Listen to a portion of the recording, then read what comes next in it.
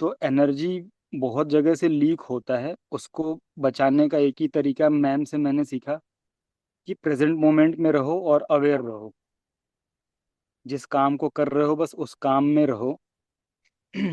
तो ऐसे एनर्जी बदली। तो पैसे, पहले मेरे को भी, सबको पैसे चाहिए होते हैं, मेरे को भी चाहिए होते हैं। तो पैसे फिर अब एनर्जी जैसे ही बदली, तो अब सामने से अपॉर्चुनिटीज आती हैं। अभी 5 ऐसे क्लाइंट्स हैं मेरे पास जो 10,000 पे करते हैं। और अभी मैं यहाँ पे जहाँ पे हूँ, ये ग्राउंड आपको दिखा रहा हूँ।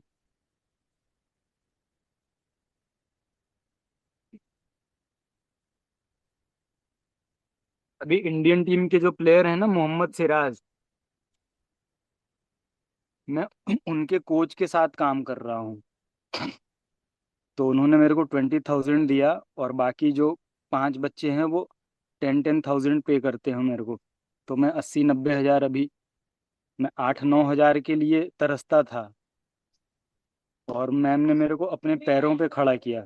और लिटरली ये बोलने वाली बात नहीं है कि मैं बोल रहा हूँ, ये प्रचार नहीं है, ये बहुत गहराई तक, बहुत हकीकत है, बहुत अंदर तक, कि मैम ने मेरे को खड़ा किया है। और मतलब मेरे को लगता था कि यहाँ से मिल जाए, वहाँ से मिल जाए, घर वाले दे दें। पर वो जिस चीज़ से मैं बाहर निकला हूँ मैम की वजह से, बहुत कम लोग निकल पाते हैं। और मैम का मैं अपने जीवन के अंतिम सांस तक आभारी रहूँगा कि मेरे को उस लायक बनाई कि मैं खड़ा हूँ अभी। तो thank you so much sir. बहुत प्राउड फील होता है आपको इस लेवल पर देख के। बहुत अच्छा लगता है जब आप ये सब चीजें शेयर करते हैं। और तीसरा, सक्सेस के लेवल पे अभी आप कैसे ग्रो कर रहे हैं? लाइक पहले सक्सेस को लेके क्या सोच थी और अब क्या है? मतलब एक चीज़ ये होती है कि सबको सक्सेस चाहिए होता है, लोग भागते रहते हैं कि मतलब मेरे को ये चाहिए, ये चाहिए। मतलब दो ही लोग मैम मेरे को लगता है कि अपने मंजिल तक पहुंचते हैं। एक वो जो मतलब बिल्कुल पागल होते हैं, और एक वो जो वाकई में समझदार होते हैं। बीच वालों का कुछ नहीं होता।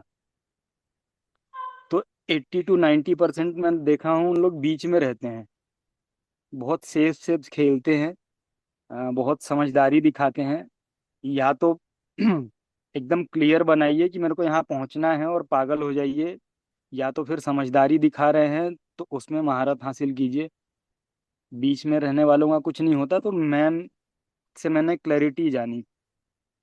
जैसे हम एक टिकट बुक करते हैं ना, तो उसमें आपको डेट होता है, टाइम होता है, कितने घंटे में पहुंचेंगे, कब तक पहुंचेंगे, इतना क्लियर होता है ना। और आप 1 लाख बार में से 1 लाख बार वहां पहुंचते हैं। तो इतनी क्लैरिटी जब होती है तो सक्सेस फिर वो, आपका जो गोल होता है वो गोल नहीं लगता। आपको विश्वास होता है कि मैं, आपको समय नहीं पता होता कब तक होगा, ये नहीं पता होता, पर आपको इतना भरोसा होता है कि मैं तो पहुंचूंगी या पहुंचूंगा। तो मैम वो है, आपकी वजह से क्लैरिटी आया, और अंदर जो अपने ऊपर जो विश्वास होता है, और जो ईश्वर होता है उसके ऊपर विश्वास होता है कि नहीं, मैं सही दिशा में हूँ और मैं पहुंचूंगा। Thank you so much. ये मेरा मार्गदर्शन है जो प्रभु मेरे माध्यम से आप लोगों तक पहुंचते हैं। आपकी एनर्जी से ही सब कुछ हो रहा है, मैं तो बस माध्यम बन रही हूँ। आपके अंदर वो सारा पोटेंशियल था जो सही दिशा में नहीं था, सिर्फ मैंने उसे अलाइन किया कि बस सही दिशा में आ जाए ताकि आप अपने पोटेंशियल पे ग्रो करो। और हाँ, कुछ चीजें थी जो आपको समझ में नहीं आ रही थी तब, लेकिन अब बहुत अच्छे से आप समझ रहे हैं, बहुत अच्छे से ग्रो कर रहे हैं। तो हमेशा मेरी यही प्रार्थना रहेगी कि प्रभु का प्रेम, प्रकाश, खुशी, सफलता और समृद्धि हमेशा आपको मिलती रहे। आप हर तरीके से अपने व्यवसाय में, अपनी लाइफ में इसी काबिलियत के साथ आगे बढ़ते रहे। Keep signing, keep learning and keep growing. Thank you so much. Thank you ma'am. Thank you सबके। आप किसी को कुछ पूछना है सर को? कोई क्वेश्चन?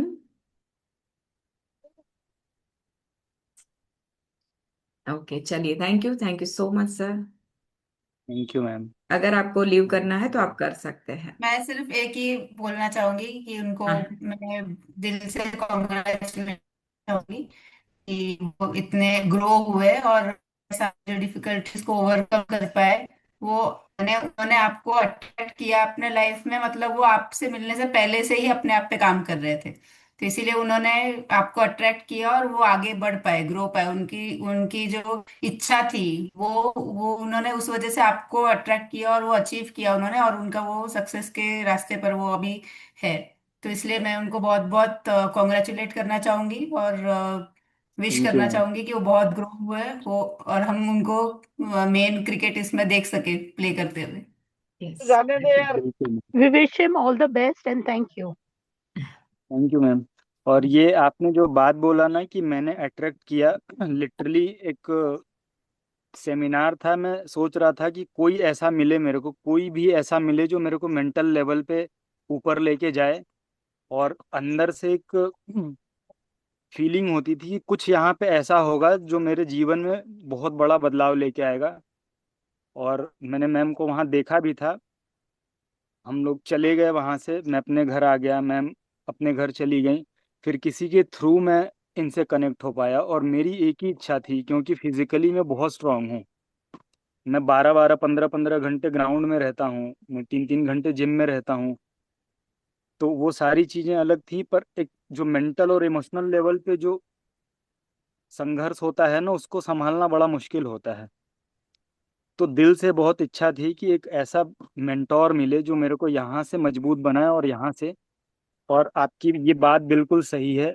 फिर वहाँ से मैम मेरे को मिली, और वो जीवन का एक अलग ही पड़ाव था, जहाँ से मैं लगातार ऊपर ही उठ रहा हूँ, और हर तरह से। Very nice. Uh, once again thank you so much sir. Thank you. Thank you ma'am, thanks to all. और मैं भी विश करूँगा कि भगवान आप लोगों को वहाँ तक लेके जाए जहाँ भी आप जाना चाहते हैं, और आप जो भी डिजर्व करते हैं वो आप लोगों को मिले। थैंक बस यू। Thank you. All ये the best. Same to you. गोल हमेशा सी टाइप बनाइएगा, जिसपे आपको भी भरोसा ना हो। ये thank मतलब you. साइंटिफिकली प्रूव है, अगर आपको 1 लाख कमाना है तो 100 करोड़ की बात कीजिए। क्योंकि 100 करोड़ की बात करेंगी ना, तब शायद 1 लाख 1 करोड़ मिलेगा। आप 1 लाख की ही बात करेंगी ना, तो 10,000 भी नहीं मिलेगा। इसलिए गोल हमेशा सी टाइप होना चाहिए, जो Thank you. किसी को Thank you so भरोसा much ही ना for हो। guiding. ठीक है ma'am. Thank you ma'am. Thanks to all. Thank you sir. Thank you so much, आपको बहुत बहुत शुभकामनाएं। आप बहुत थैंक यू राइज मैम। करें, बहुत बहुत दिन दूनी रात चौगुनी। आपको बहुत बहुत शुभकामनाएं। जी thank you. Ma'am, thank you ma'am. We wish you progress. Thank you ma'am.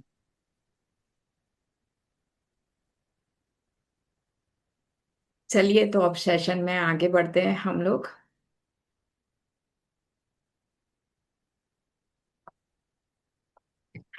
Money के लेवल पे हम लोग समझ रहे हैं 2 दिन से। तो आज भी थोड़ा और डीप डाइव करेंगे मनी के लेवल पे हम लोग। जैसे मनी को हमने देखा कि बहुत बार हम लोग स्केर सिटी वाले माइंडसेट से देखते हैं, तो अब हमें अबंडेंस वाला माइंडसेट क्रिएट करना है। मनी के साथ जो हमारी रिलेशनशिप है, वो हमेशा वो हमारा फ्रेंड बने रहे, हमारे पास हमेशा आता रहे, और खुले दिल से हम उसका स्वागत करें, उस तरह का चाहिए। उसके लिए दोस्तों, सबसे पहले क्या करना होगा हमें?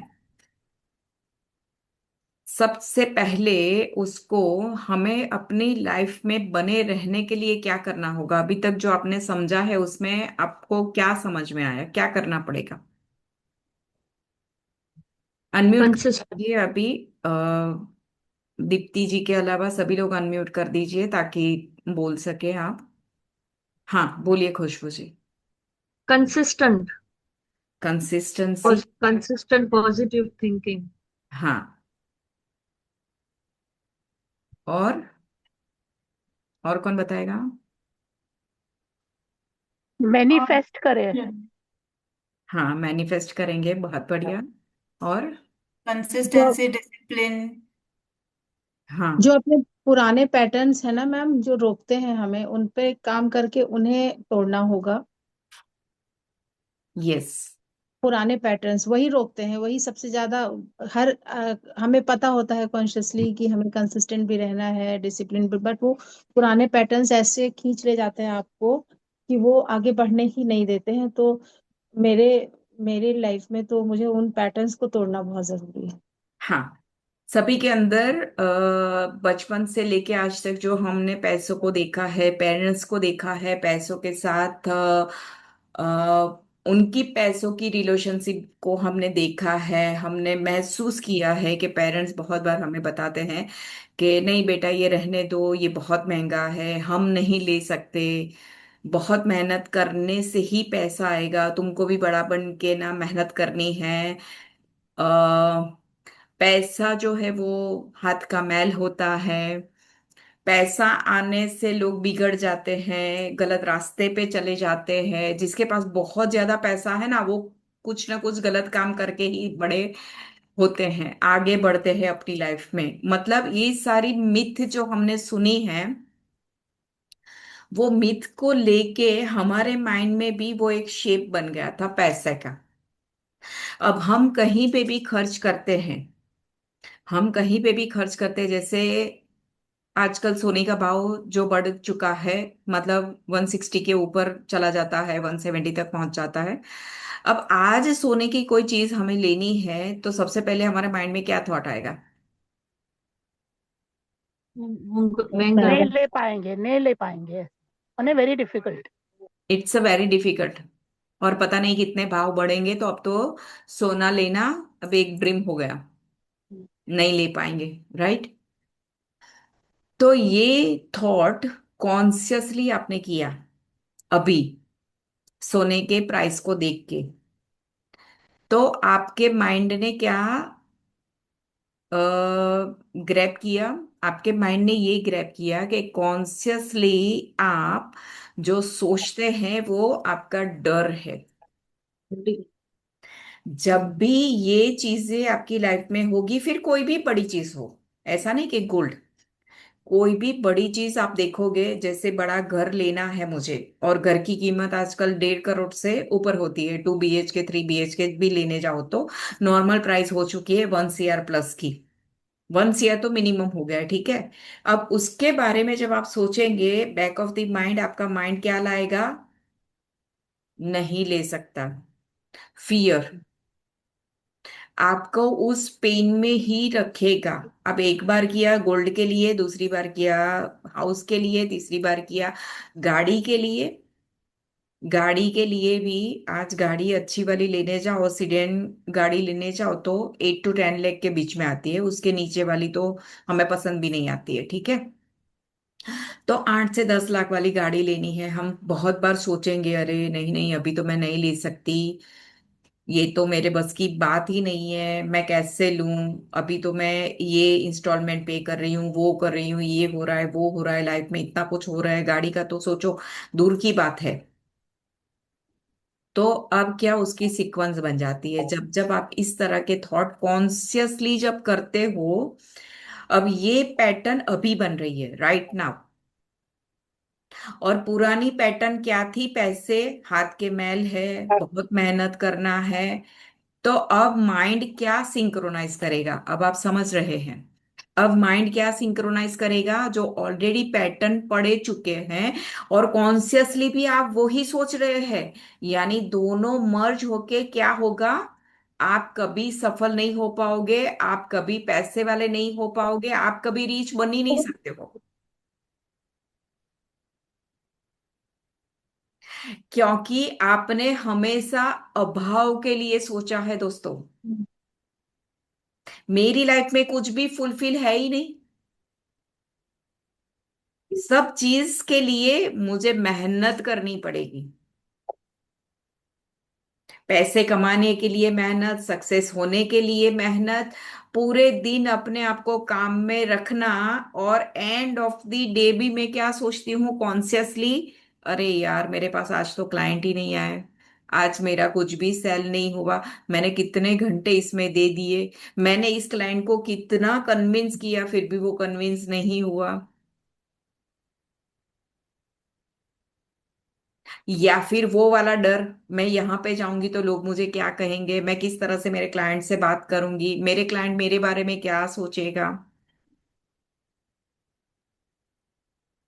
या फिर कॉन्शियसली जब हम किसी को पैसा देते हैं तब हम सोचते हैं वही स्कैरसिटी वाली चीज, मेरे पास से कम हो गया, अब कहाँ से आएगा मेरे पास तो इतने ही थे और मैंने खर्च कर दिए, खर्च करने के बाद का गिल्ट।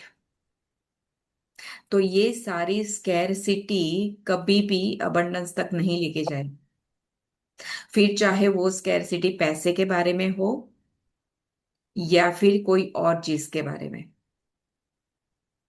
जब जब आपके माइंड में स्कैरसिटी रहेगी किसी भी चीज को लेके, चाहे पैसा, name, fame, success, business, career, relationship, कोई भी चीज हो, जब आपके माइंड में इनमें से किसी चीज के प्रति अगर स्कैरसिटी वाला भाव आ गया, वो इमोशन अगर आपने ग्रैब कर ली कि नहीं ये कम हो जाएगा, वो आपको कभी भी अबंडंस तक नहीं लेके जाएगा।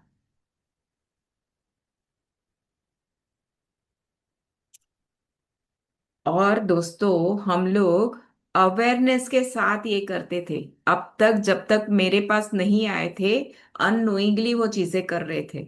लेकिन अभी भी अगर आप अवेयर नहीं हुए क्लास में आने के बाद, तो गलती किसकी है? किसकी गलती है? खुद की गलती है ना। पैसे के लिए हमें कैश मशीन बनना है, उसके लिए क्या मेरी पर्सनालिटी जो मुझे बनना है उसके अकॉर्डिंग है? हम क्या सोचते हैं सिर्फ कपड़ों से पर्सनालिटी होती है, सारी चीजें से पर्सनालिटी बनती है। आपका उठना, बैठना, बोलना, सोचना और काम करना, सब कुछ आपकी पर्सनालिटी के अंदर है। कोई एक चीज से पर्सनालिटी नहीं बनती है। मैं किस तरह से बात करती हूँ, मेरी बातों में कितनी अहमियत है, क्या इंपॉर्टेंट चीजें मैं शेयर करती हूँ। आप देखिए पूरे दिन में आप क्या क्या शेयर करते रहते हैं, पूरे दिन में क्या क्या शेयर करते रहते हैं। यहाँ ये हो गया, वहां वो हो गया, जिससे ना तो हमारा कोई नाता होता है ना कोई लेना देना।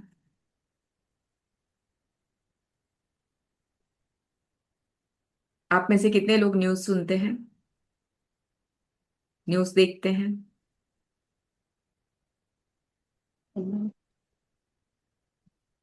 बहुत बढ़िया, फिर तो बहुत अच्छी बात है। कितने लोग गॉसिप करते हैं? लोग ही नहीं है गॉसिप के लिए। ये करती है, देखो खुशबू जी कर रही है धीरे से उंगली उठा रही है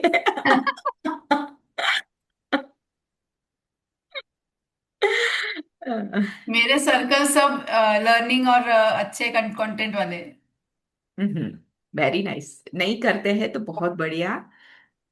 तो नहीं, कभी कभी चलता है।